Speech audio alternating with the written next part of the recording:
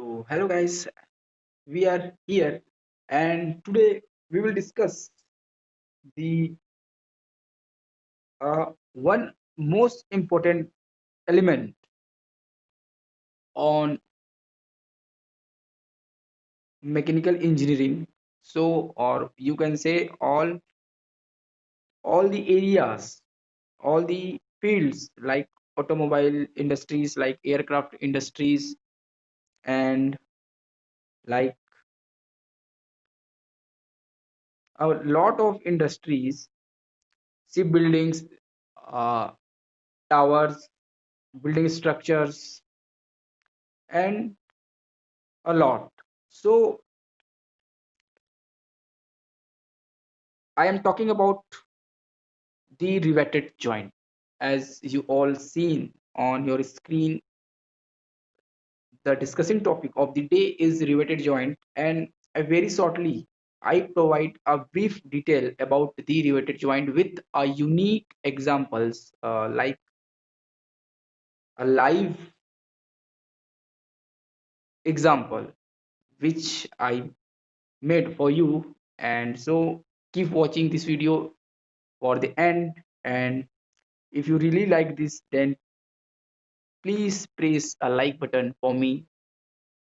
That's why I know somebody likes my videos or my lectures. Or okay, so let's start with the discussion of the riveted joint. So riveted joint is nothing but a mechanical element, or you can say a cylindrical bar, short cylindrical bar. It is a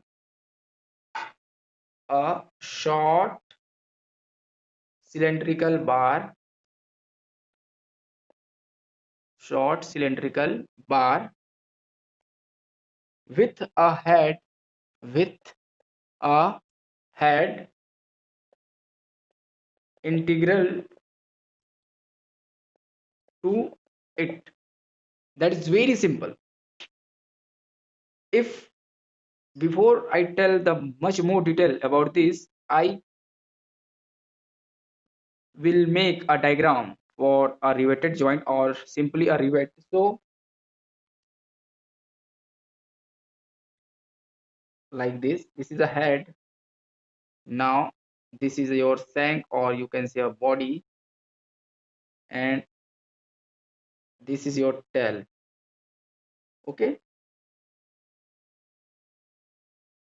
1 second.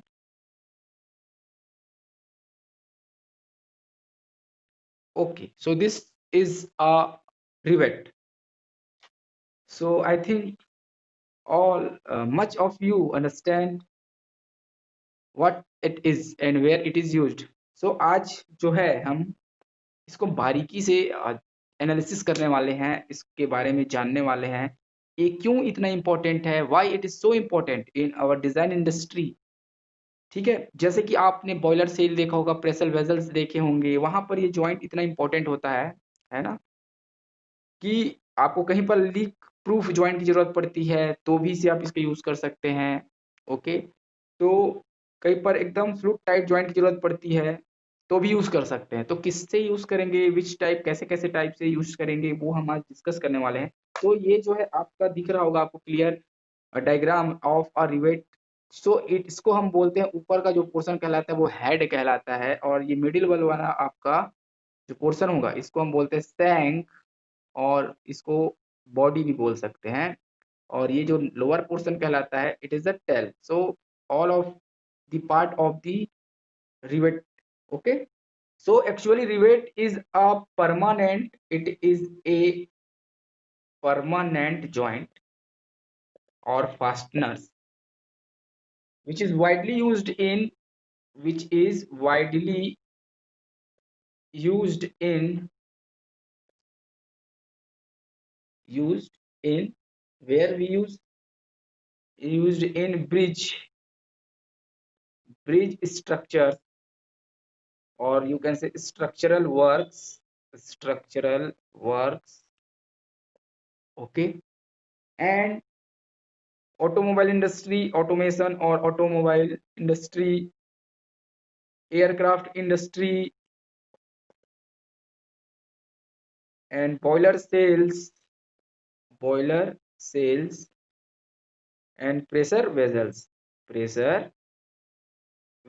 So there the varieties of application of this riveted joint. So I will discuss with a detailed analysis. Okay, so it is a permanent. Why permanent? Like welding, like soldering, bridging. It is also permanent joint. Before destroying the joint structure, if we talking about which type, why, how they used. So I discuss with you a short diagram. Okay, so now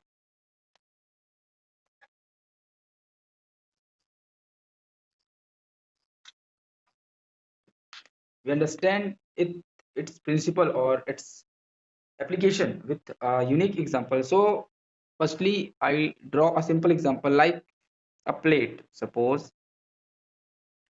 this one is your plate, like this. Okay, this is your plate number one.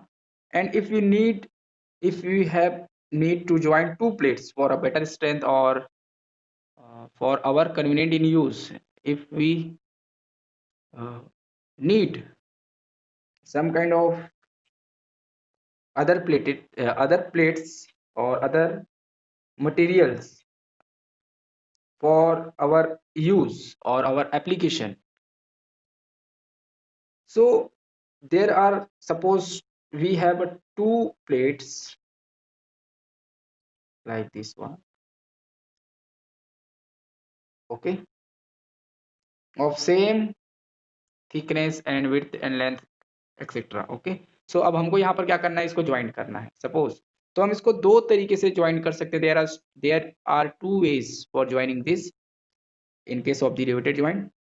First, from this end to end, okay, from end to end. So if we join this type of, if we make this type of joint and provide a provide a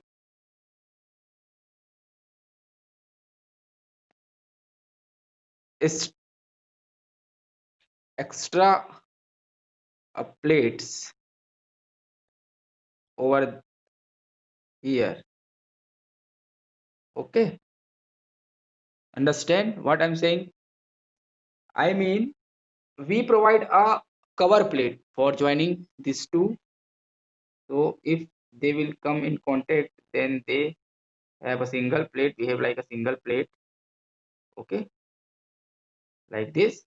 Then from this end we make a hole for this, and putting or inserting a rivet between them. Then these plates are joined with this cover plate, and this main plate joined this side from the rivet.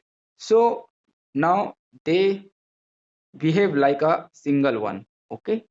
अब तो ये अब क्या होगा, एक same single plate की तरह work करेगा, ठीक है। तो अगर इस टाइप का कोई हम लोग अरेंजमेंट बनाते हैं तो उसको बोलते हैं बट जॉइंट, ठीक है। और देखिए यहाँ पर मैंने सिंगल सिंगल आपको रिवेट बना के दिया है, तो अगर सिंगल हुआ तो सिंगल रिवेटेड बट जॉइंट, ठीक है। बहुत ही सिंपल सा था। अब दूसरा तरीका बताता हूँ। दूसरा तरीका क्या होगा, अगर मैं एक प्लेट को एक ऊपर एक रख देता हूँ, ऐसे सिंपल सा है, देख लीजिए।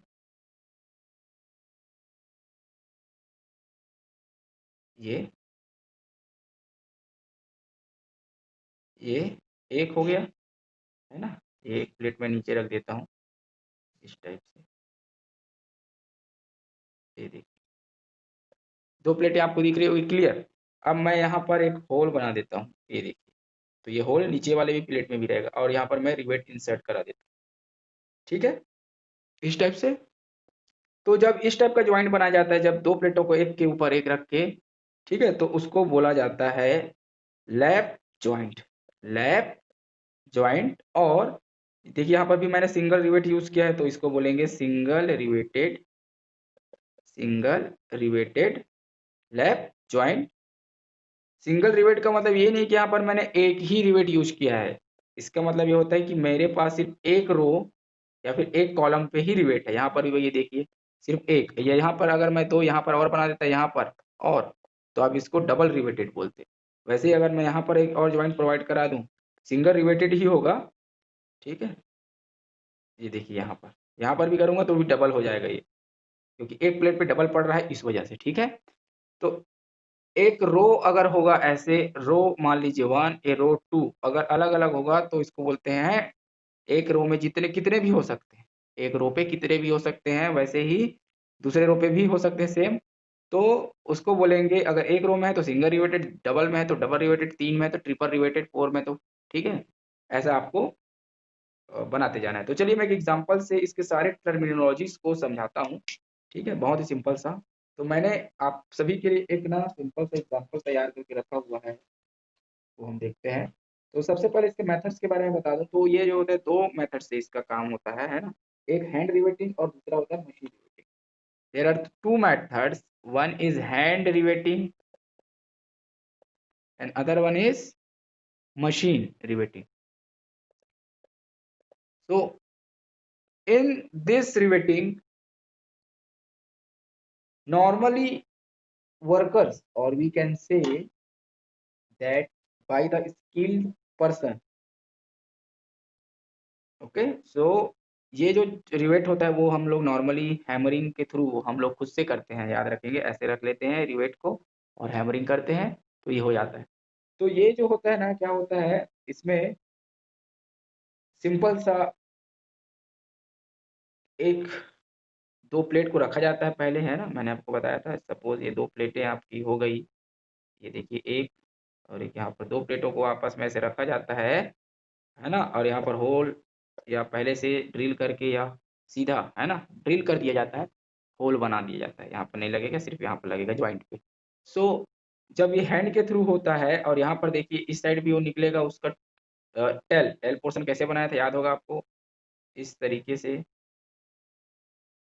इस तरीके से टेल पोर्शन था, ये तो बॉडी था, है ना, और ऊपर आपका शैंक बना था। तो ये जो पोर्शन होगा ये इधर निकला होगा, तो उसको भी क्या करते हैं, डाई रख देते हैं। Die, we provide a die for it from below this surface like this. If we provide this a die like this, okay, firstly we press or we hammer to this portion, then set it throughout the length. Then again for the tail side we put a die, okay, like this, and now hammering this. So we found a second head, we have the second head. So normally the second hand is obtained by the hand riveting, okay. And now simple सा एक example मैं ले लेता हूँ। Suppose ये दो प्लेटें आपको मैं दिखा देता हूँ। ये प्लेट आपका एक हो गया, ये मान लीजिए दूसरा प्लेट हो गया, है ना। मैंने इसको ऐसे रख दिया है, एक यहाँ पर एक यहाँ पर। आपको एग्जांपल दिखाऊंगा अभी। तो मान लीजिए यहाँ पर मैंने पहले मैं होल बनाऊंगा रिवेट के लिए। I provide a place for a rivet hole. Then if this is a die for this and this is your head. Now again we have the second die at the upper portion like this. Now we press a hammer or we apply a hammer from this portion, and this die compresses this tail portion, but they do not displace from this portion because this is your fixed end with another die, okay. So we press this die again from downward side, then we have found a second head like this.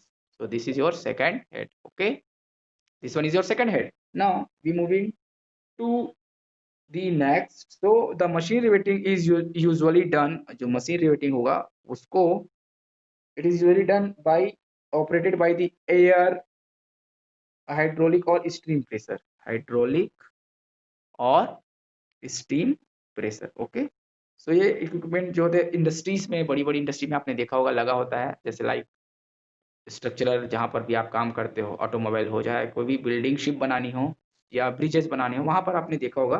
तो चलिए ये हो गया।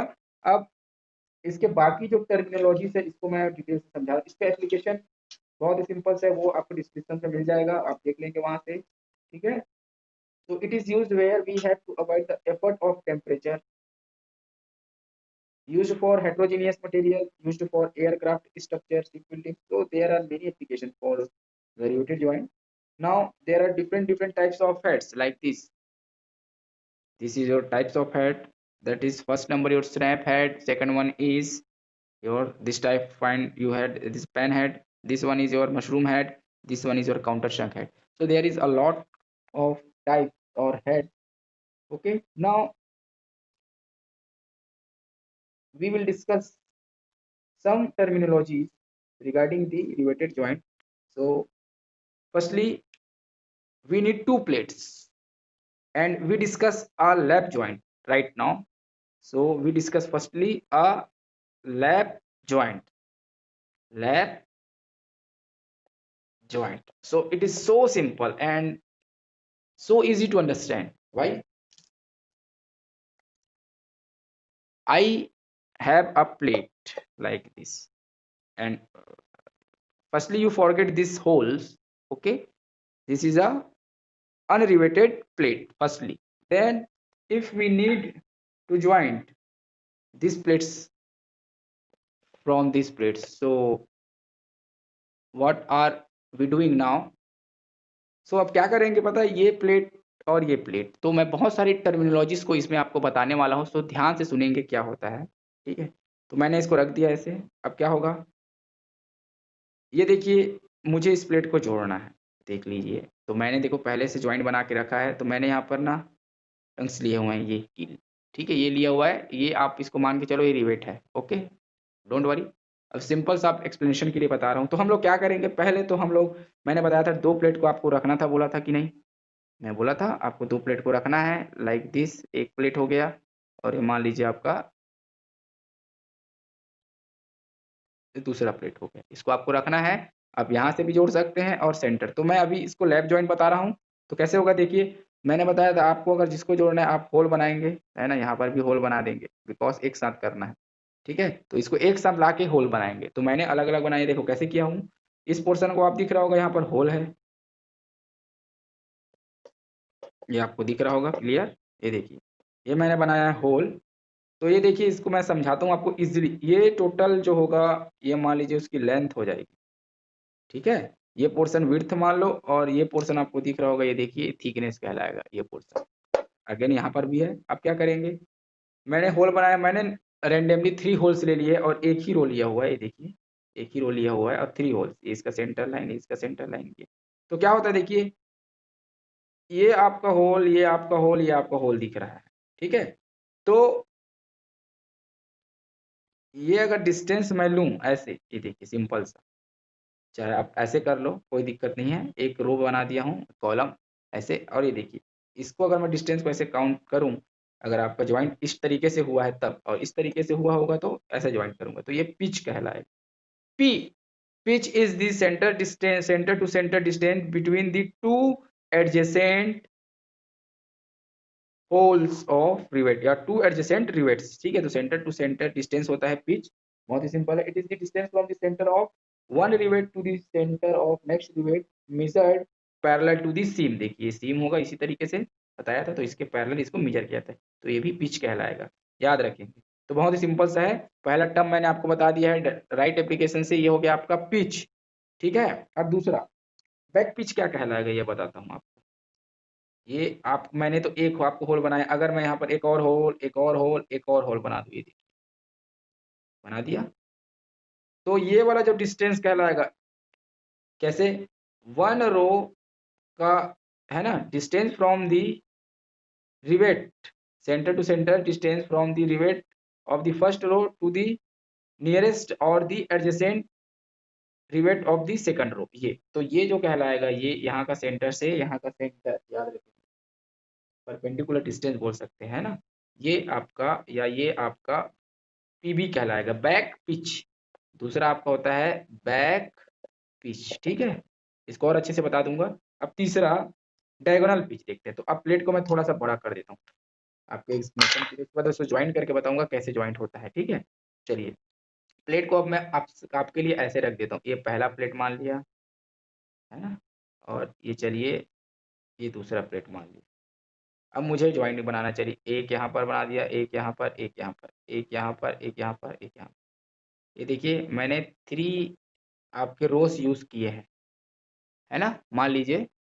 तो क्या होगा, मैंने आपको बताया था ये और ये आपका पी पिच कहलाता है, और ये डिस्टेंस आपका पीबी कहलाएगा। अब डायगोनल पिच की बात करता हूँ, ऐसे अगर रख दूं, ऐसे अगर काउंट करूं, ठीक है, इस तरीके से, तो ये कहलाएगा पीडी, डायगोनल, डायगोनल पिच। ये देखिए ऐसे, आई बात समझ, ओके। तो ये होगा डायगोनल पिच, तीसरा नंबर आपका डायगोनल पिच।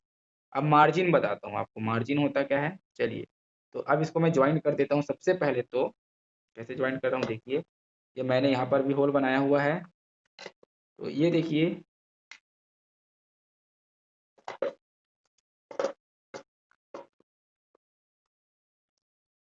नहीं,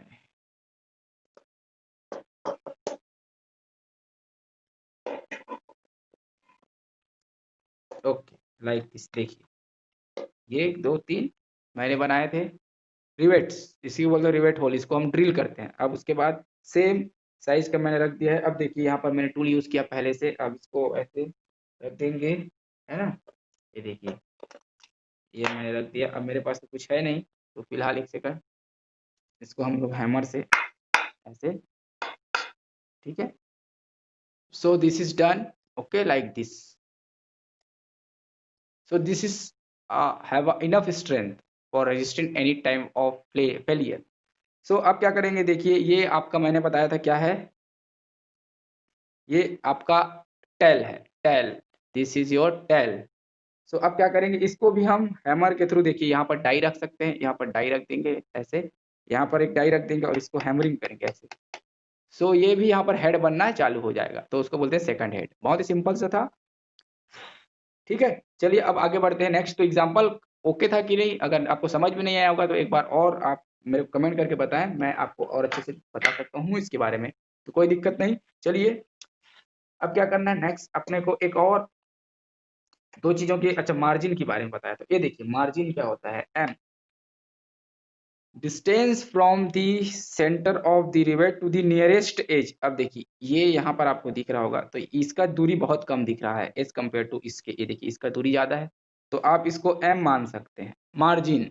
और या फिर ऐसे भी कर दूं तो देखिए, देखिए यहाँ पर भी इसकी दूरी ज्यादा है और इसकी दूरी बहुत कम है, तो ये मार्जिन कहलाएगा उस हिसाब से, ठीक है। तो कोई दिक्कत नहीं है, ये हो जाएगा आपकी मार्जिन। तो या फिर एक और डायग्राम बना दूं, जैसे कि यहाँ पर देखिए ये एक प्लेट मैंने लिया हुआ है ना, एक दूसरा प्लेट ले लेता हूँ, ऐसे एक रिवेट डाल देता हूँ ये आपका। अब क्या होगा, ये सेंटर हो गया इसका, तो ये देखिए नियरेस्ट एज कौन सा, ये आपको दिख रहा होगा, देखिए तो यहाँ से यहाँ तक की दूरी कहलाएगी मार्जिन कहलाएगी।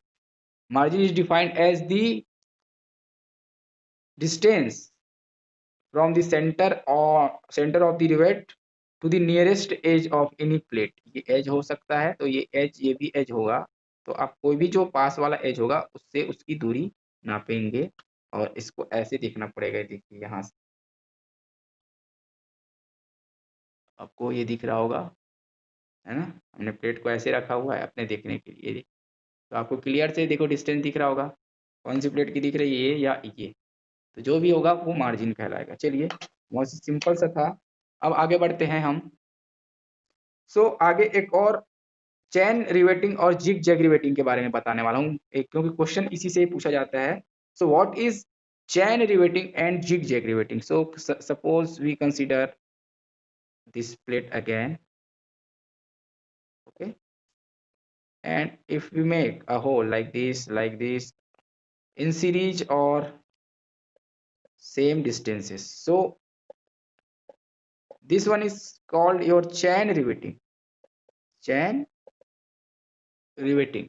But if suppose we found the uneven occurrence of the holes, that means if suppose we will remove these holes, we will remove these holes also. So this is your zigzag riveting. That means uneven path, randomly कहीं पर भी आप अपने joint के हिसाब से, अपनी मजबूती के हिसाब से इसको ज्वाइंट दे सकते हो। सो ये है आपका रिवेटेड ज्वाइंट का सिंपल सा टर्मिनोलॉजी मैंने यूज किया है। क्या क्या बताया मैंने? पिच बताया, बैक पिच बताया, और डायगोनल पिच बताया, और मार्जिन बता चुका है। ठीक है, अब इसकी वैल्यू को कैसे कैसे लेते हैं ये भी मैं आपको डिस्कस करके बताऊंगा, और फेलियर ऑफ रिवेटेड ज्वाइंट कैसे चेक करते हैं। तो चलिए, बहुत ही सिंपल सा वीडियो रहने वाला है, और 10 मिनट और लूंगा, फिर चेक करेंगे। ठीक है, चलिए। सो चलिए, अब हम लोग स्टार्ट करेंगे फेलियर ऑफ रिवेटेड जॉइंट के बारे में डिस्कस करेंगे। फेलियर और modes of failure of riveted joint. Riveted joint तो सिंपल सा है, ध्यान से समझेंगे। सबसे पहले देखिए, मैं इस डायग्राम से आपको समझाने की कोशिश करता हूँ। ये इस टाइप का जॉइंट है। सपोज इसको मैं टीयरिंग टेंसाइल लोड दे रहा हूँ यहाँ से, और यहाँ से खींच रहा हूँ। अब ये ज्वाइंट की मजबूती बहुत ज्यादा है, ये अपने जगह से डिस्प्लेस तो नहीं हो रहा है ज्वाइंट, बट कभी कभी क्या होगा, ये वाला आपका पोर्शन, ये देखिए इस टाइप से ये वाला पोर्शन आपका ब्रेक डाउन होना चालू हो जाएगा, कहीं से भी ये भी हो सकता है, बिकॉज इसकी मजबूती इस पार्ट तक जहां तक वो ज्वाइंट है वो डबल हो चुकी है। और तो क्या होगा, ये अगर टीयर ऑफ हो सकता है इस लोड के कारण, है ना, टूट सकता है, कहीं कहीं पर कुछ पार्ट हो जाए, डिस्प्लेस हो सकता है यहाँ से, तो उसी को बोलते हैं टीयरिंग ऑफ। तो फर्स्ट नंबर आएगा आपका tearing, tearing of the plate, tearing of plate at an edge, plate at an edge. तो एज पर टीयरिंग कैसे होगा वही बताया गया है। इसका सिंपल से एग्जांपल से आप समझ सकते हो कैसे। अभी बताया आप लोगों को है ना, दो प्लेट को आप यहीं कहीं से खींच रहे हैं, ये देखिए, मान लिया जाए यहाँ से ये आपने खींचना चालू किया, यहाँ पर ज्वाइंट बना हुआ है, इस ज्वाइंट की मजबूती बहुत अच्छी है। It is so, it is strength is so to enough to resist this load, but ये वाला जो पोर्शन होगा प्लेट का, ये उतना स्ट्रेंथ इसकी नहीं है कि ये जो लोड है उसको अच्छे से रजिस्ट कर पाए, तो कहीं से बीच से ऐसे फेलियर आनी चालू हो जाएंगी। उसी को बोलते हैं tearing of plate at an edge, क्योंकि ये एज कहलाएगा। अब इसको कैसे रोका जा सकता है? तो मार्जिन जो मैंने आपको बताया था, ये देखिए यहाँ का डिस्टेंस, यहाँ से यहाँ तक की मिनिमम दूरी, देखो इधर का एकदम छोटा, इधर का भी है एकदम छोटा, तो इसको हम अगर 1.5 इंटू डी कर लें तो इस टाइप के फेलियर को रोका जा सकता है, याद रखेंगे। और डी क्या होगा? It is the diameter of rivet hole, rivet hole, इसमें जो हम लोग होल बनाए थे ना ड्रिल करके इस रिवेट को इंसर्ट कराने के लिए, वो होगा। ठीक है, तो इसको हम कैसे निकालेंगे वो भी बताऊंगा। पहला आपको क्लियर समझ में आ गया। So next one is, second one is tearing of plate, tearing of plate across a row of rivet, across a row of rivets। इसका मतलब क्या होगा? देखिए ये ये आप रो देख रहे हैं सभी लोग। अब इसको मैं खींच रहा हूँ सपोज यहाँ से ऐसे स्ट्रेंथ के साथ, तो मान लीजिए इसकी मजबूती तो ओके है। अब ये ज्वाइंट मान लीजिए कहीं से ढीला या वीकिंग नहीं है यहाँ पर, है ना, तो क्या हो जाएगा पता है? ये जो रो से, है ना, मान लीजिए मैंने दो रो बनाया है, ये दो कॉलम ऐसे बनाइए, देखिए ऐसा ऐसा है, ये अलग अलग, तो इसको मैं ऐसे स्ट्रेच किया, तो हो सकता है कि ये ज्वाइंट तो ओके है, बट ये वाले पोर्शन पे और ये वाले पोर्शन पे क्रैक आनी चालू हो जाए इस लोड के कारण। ऐसे अगर मैं खींचूं तो ये तो ओके है, तो बट इसके कारण यहाँ आजू बाजू में इस रो पे across the row of rivet बोला गया है, तो यहाँ यहाँ पर कहीं पर भी इस रो पे डिफिकल्टी डिसकंटिन्यूटीज या बोल सकते हैं क्रैक आनी चालू हो जाएंगी, तो उसी को क्या बोलते हैं? Tearing of plate across a row of rivet. तो इसका मैं एग्जांपल बता देता हूँ। सपोज, है ना, एक प्लेट को मैंने ज्वाइन करके रखा हुआ है, मान लीजिए इस टाइप से, है ना, ये ओके, नीचे से ही मान लेता हूँ ऐसे, ये। अब मान लीजिए यहाँ यहाँ यहाँ यहाँ पर मैंने बनाया हूँ, ये देखिए। ठीक है, तो क्या होगा जब इसको मैं लोड अप्लाई करूंगा इस पर या एप्लीकेशन की तरह जब कहीं पर लोड लगेगा, तो ये बीच से मैंने बताया क्रैक होनी चालू हो जाएंगी। ये तो ओके है, बट ये रो में है ना, इस रो पे across the row of rivets, तो इसके चारों ओर है ना आसपास क्रैक्स आनी चालू हो जाएंगी इस टाइप से, ऐसे प्लेट के बीच में, आपका प्लेट का पोर्शन है दूसरा पोर्शन, तो उसी को हमको निकालना है। तो मान लीजिए एक रिवेट आपका ये है, एक रिवेट आपका ये है, उसी को ध्यान देना है मैं क्या बोल रहा हूँ, है ना। मान लीजिए एक रिवेट ये है, एक रिवेट ये है। तो एक बात बताइए, इसको मैंने माना था पिच, आप सभी को याद होगा, इसका होल होता है डी टोटल, तो हाफ कितना होगा बताइए, आधा d/2 होगा, हाफ इसका भी हाफ कितना होगा, d/2 होगा, हाफ है ना। ये देखिए आधा, तो इसको अगर मुझे इतने कट, क्योंकि ये फैल हो रहा है दोनों के बीच में, ये दोनों के बीच ये फैल हो रहा है मान लीजिए ऐसे, तो इनका डिस्टेंस कितना हो जाएगा बताइए, ये टोटल p है, इसमें से मैं d/2 ये d/2 को घटा दूं, मीन्स p माइनस, अब 2d/2 हो जाएगा तो एक्चुअल में d ही हो जाएगा, तो p माइनस d ये इनके बीच का क्या बन जाएगा, डिस्टेंस बन जाएगा। ओके, तो इसका एरिया क्या हो जाएगा बताइए, टीयरिंग एरिया, टीयरिंग एरिया, तो टीयरिंग एरिया हो जाएगा, अब ये आपका नॉर्मल सब p माइनस डी, तो डिस्टेंस क्योंकि यहाँ से टूट रहा है वो, और थिकनेस क्या है प्लेट का, मान लीजिए t, तो यहाँ पर t मल्टीप्लाई करा देंगे, तो p minus D into T, it is the ठीक एरिया। और अब ये टीयरिंग हो रहा है, तो सपोज टेंसाइल स्ट्रेस हम लोग यहाँ पर काम कराएंगे सिग्मा टी, तो याद रखेंगे क्या बोलने वाला हूँ, तो टीयरिंग रेजिस्टेंस क्या होगा, टीयरिंग रेजिस्टेंस मीन्स, याद रखेंगे क्या बोल रहा हूँ मैं, अभी समझा देता हूँ। मैंने बताया ये प्लेट कहीं से फेल हो रहा था यहाँ पर, है ना, ये देखिए, तो इनके बीच में इंटरनल स्ट्रेस ऐसे रेजिस्टेंस जो है जनरेट होंगे इनके बीच में, जिसको बोलते हैं टीयरिंग रेजिस्टेंस पीटी, पीटी। और यदि इस पीटी की वैल्यू, याद रखें, यदि इस पीटी की वैल्यू ज्यादा हुई, क्योंकि स्ट्रेंथ का वैल्यू अगर यहाँ पर ज्यादा हुआ इस पीटी का, तो इस टाइप का फेलियर नहीं आएगा, याद रखिए। पीटी यदि पी से ज्यादा हुआ, पीटी क्योंकि टीयरिंग स्ट्रेंथ है, और ये वैल्यू इससे ज्यादा हुई तो फेलियर होगा क्या, नहीं। तो this type of failure is not occur, this type of failure will not occur, remember. Okay, so अब स्ट्रेंथ में बताया, तो PT is the tearing strength, so what is the value of this strength, so one second, pt is equal to tearing area, tearing area into tearing stress और फिर tensile stress. Okay, tensile stress, so what is the area, small p minus d into t into sigma t। okay, now here you find the tearing resistance for this equation। okay, now we move to the next section, and third point is shearing of rivets। third one is your shearing of rivets, and it is also simple. I am talking about the rivet. So suppose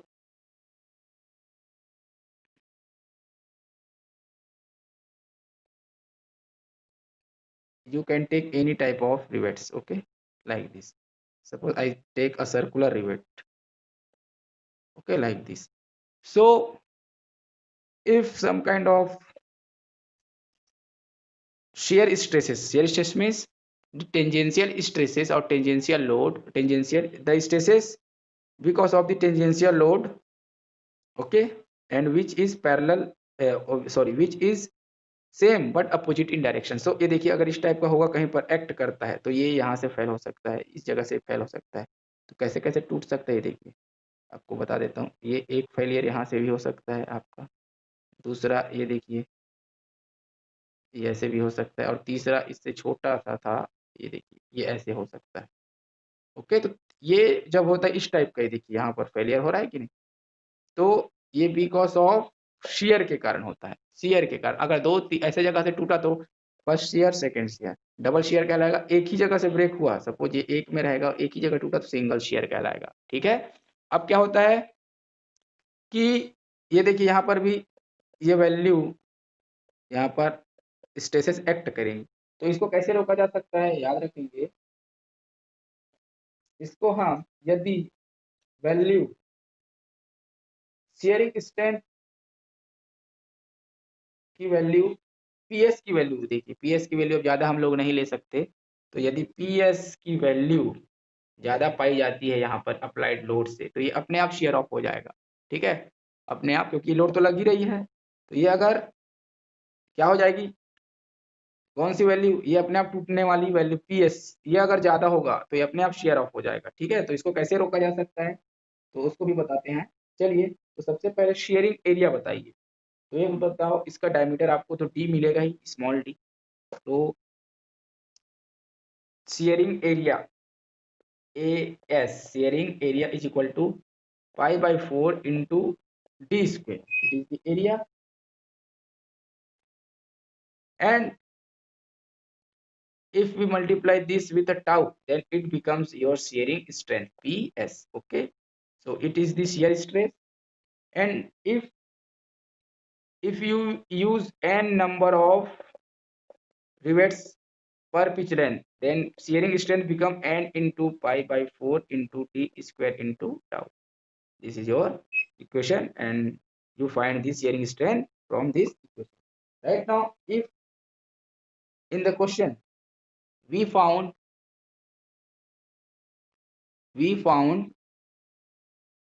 so if we found double shear from both sides, then we multiply 2 into n into pi by 4 into d square into tau, and according to IBR Indian boiler regulation, जब हम boiler cell की बात करेंगे तो उन्होंने एक value fix रखी है, वो है 1.875 into N into pi by 4 into D square into tau, सिर्फ 1.875 नया आ जाएगा। और जो आपका लास्ट वन है वो है क्रशिंग, तो ये भी बहुत सिंपल सा है, चलिए देख लेंगे इसको भी क्या होता है। चौथा नंबर आपका आएगा क्रशिंग ऑफ रिवेट, तो ये भी बहुत सिंगल क्रशिंग है, मतलब मीन सिग्मा सी आपका आने वाला है। इसमें क्या होता है देखिए, ये जो आपको ज्वाइंट दिख रहा होगा, इसमें का होल ओके है और नीचे का होल, नीचे भी सेम होल होना चाहिए, बट यदि किसी एप्लीकेशन के दौरान ये वाला होल या नीचे का होल इनलार्ज हो जाता है ऐसे शियर, तो ये हो जाएगा क्रशिंग।